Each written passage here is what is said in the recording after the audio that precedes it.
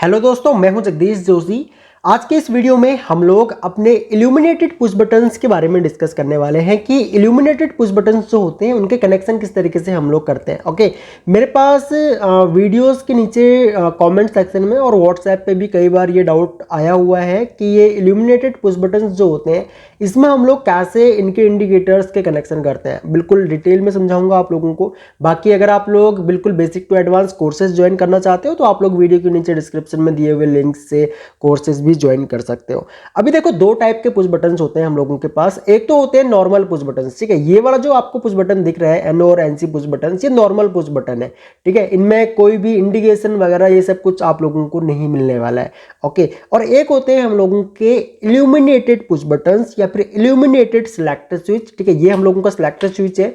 अब इसमें आपको इल्यूमिनेटेड सिलेक्टर स्विच भी मिलता है। अब इल्यूमिनेटेड का मतलब होता है कि पुश बटन के साथ में ही इंडिकेटर भी होता है। ओके, ये हम लोगों का पुश बटन है और ये हम लोगों का एक इंडिकेटर है। ये इंडिकेटर अलग है और ये हमारा एक एनो पुश बटन जो है ये अलग है। सेम अब यहाँ पे ये जो इल्यूमिनेटेड पुश बटन है ना, इसमें क्या हो गया कि ये एनो पुश बटन और ये इंडिकेटर, इन दोनों को ही एक में कंबाइन करके यहाँ पे ये बना दिया गया है। अब जैसे ही ये एनो पुश बटन यहाँ पे प्रेस होगा तो ये इंडिकेटर यहाँ पे हम लोगों का ऑन हो जाएगा। अब जैसे भी इसकी कंट्रोलिंग कर रखी हो कि ऑन करने पे ऑन हो या फिर जब हम लोग इसको ना प्रेस करें तो उस टाइम पे ऑन हो, तो ये लॉजिक बनाए जा सकते हैं, ठीक है। जैसे भी कनेक्शन करने हो वो कनेक्शन किए जा सकते हैं। सेम इसी तरीके से यहाँ पे ये एनसी टाइप में भी आते हैं। जो हमारा एनसी पुश बटन है उसमें भी यहाँ पे सेम वही चीज की गई है कि यहाँ पे एनसी पुश बटन और एक रेड कलर का इंडिकेटर दोनों को ही कंबाइन किया हुआ है।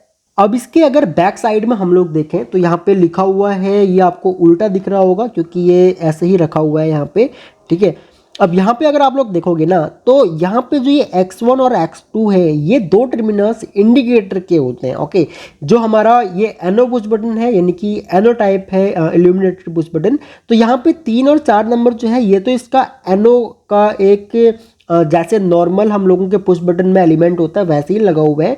लेकिन यहाँ पे जो ये एलिमेंट जैसा आपको दो कॉन्टैक्ट दिख रहे हैं, ये कोई एलिमेंट नहीं है, ये X1 और X2 के टर्मिनल है। जैसे कि ये इंडिकेटर है ना, इस इंडिकेटर के हमको दो टर्मिनल्स मिलते हैं X1 और X2, जहाँ पे जिस भी वोल्टेज रेंज का ये इंडिकेटर होगा, चाहे 220 का हो या फिर 220 वोल्ट AC का हो या फिर 24 वोल्ट DC का हो, तो उसके अकॉर्डिंग सेम यहाँ पर भी X1 और X2 के ये दो टर्मिनल्स दिए हुए हैं।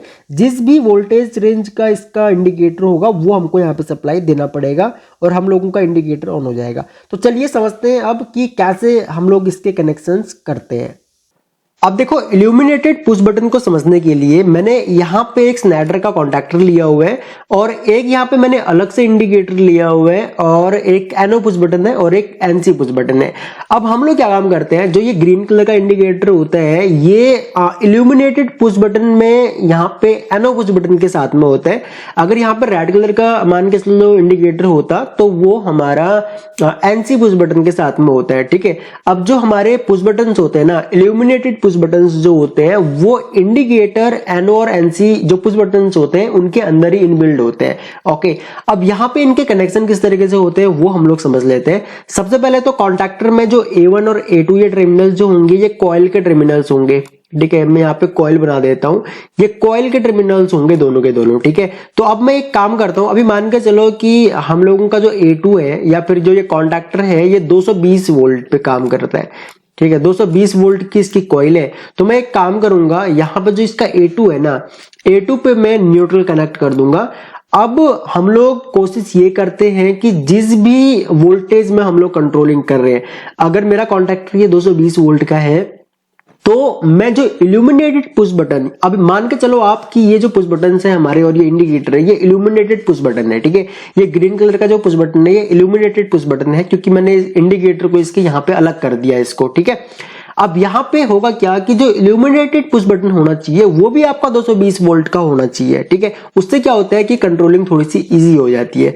अब यहाँ पे हम लोग क्या काम करेंगे, न्यूट्रल हम लोग इस इंडिकेटर को भी दे देंगे।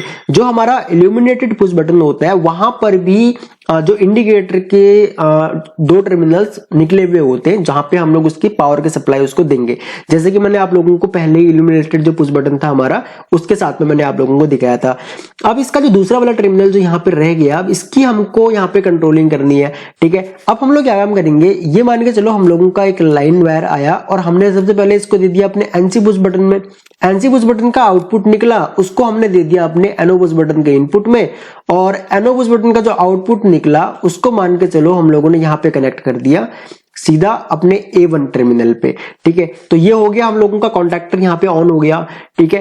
अब कॉन्टैक्टर को होल्ड करने के लिए हम लोग क्या काम करते हैं, हम लोग अपने एनसी पुश बटन के आउटपुट या एनओ पुश बटन के इनपुट से एक वायर लेते हैं, ठीक है। कहीं से भी ले सकते हो आप बीच में से, यहां से लेकर के आप लोग यहाँ पे 14 नंबर पे दे दो, ठीक है। तो ये हम लोगों ने यहाँ पे 14 नंबर पे दे दिया, ठीक है। ये यहाँ पे इस तरीके से 14 नंबर पे ये वायर कनेक्ट हो गई। उसके बाद जो यहाँ पे ये 13 नंबर है ना, यानी कि जो एनो टर्मिनल है, इस एनो टर्मिनल से हम लोग क्या काम करेंगे, A1 पे इसको कनेक्ट कर देंगे। अब यहाँ पे होगा क्या कि हम लोगों का जो कॉन्टैक्टर है वो होल्ड हो जाएगा, ओके। जब कॉन्टैक्टर यहाँ पे होल्ड हो जाएगा तो उस केस में हम लोग क्या काम करते हैं, यहाँ पे A1 पे कंटिन्यू सप्लाई रहेगी क्योंकि A1 पे यहाँ से कंटिन्यू सप्लाई आएगी। तो जो इल्यूमिनेटेड पुश बटन होता है वहां पे जो इसके जो इंडिकेटर है, इंडिकेटर पे न्यूट्रल तो हमने डायरेक्ट दे ही दिया। अब हमको इसमें फेस देना है तो फेस हम लोग किस तरीके से देंगे, या फिर लाइन वायर जो आ रही है उसको हम लोग यहाँ पे किस तरीके से देंगे। जो हमारा स्टार्ट पुश बटन है ना, इसकी जो आउटपुट है यहाँ पे कंटिन्यू सप्लाई रहती है। क्यों रहती है, क्योंकि ये वायर हम लोगों की A1 से आ रही है। तो इसी वायर को हम लोग क्या काम करते हैं, लूप बना करके, मान के यहाँ पे अगर ये पुश बटन का मतलब ये जो हमारा इल्यूमिनेटेड पुश बटन है ना, जो हमारा इंडिकेटर की जो वायर रहेगी उसको हम लोग यहीं से लूप बना देते हैं कुछ इस तरीके से। आप लोग यहां से बना के यहाँ पे कनेक्ट कर दो, या फिर A1 से ही आप लोग यहाँ पे इस तरीके से दे दो, ठीक है। अब होगा क्या, जैसे ही कॉन्टैक्टर ऑन होगा, हमारा कॉन्टैक्टर पे कंटिन्यू अगर सप्लाई रहेगी तो हमारा ये इंडिकेटर ऑन हो जाएगा। सेम आप लोग ये वायर यहां से भी कनेक्ट कर सकते थे, या फिर आप लोग ये वायर यहां से भी कर सकते थे, जो कि हम लोगों का ये एनो पुश बटन का जो आउटपुट है यहां से भी हम लोग इस वायर को यहाँ पे कनेक्ट कर सकते थे।